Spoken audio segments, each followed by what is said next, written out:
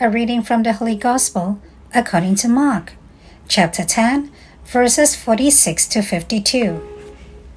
The passage is taken from the Message version of the Bible. They spent some time in Jericho as Jesus was leaving town, trailed by his disciples and a parade of people. A blind beggar by the name of Bartimaeus, son of Timaeus, was sitting alongside the road. When he heard that Jesus, the Nazarene, was passing by, he began to cry out, "Son of David, Jesus, have mercy on me." Many tried to hush him up, but he yelled all the louder, "Son of David, have mercy on me."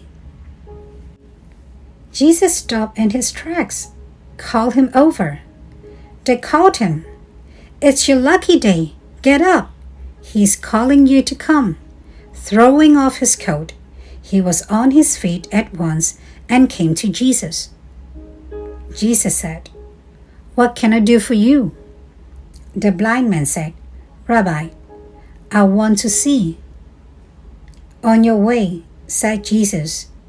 "Your faith has saved and healed you." In that very instant, he recovered his sight and followed Jesus down the road. The Gospel of the Lord. Good morning. I am Father Joseph Matthew, and this is Coffee with God.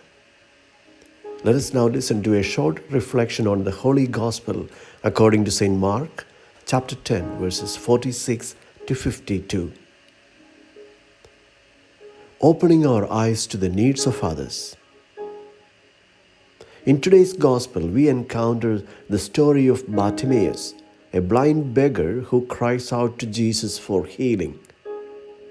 Despite being rebuked by the crowd, Bartimaeus persists, and Jesus responds to his faith, restoring his sight. This passage highlights both the importance of faith and the power of persistence, even in the face of obstacles. Pope Francis emphasizes the need to listen to those on the margins, the existential peripheries as he calls them. Bartimaeus represents the marginalised, the voiceless, disregarded by the society. Yet, Jesus hears his cry.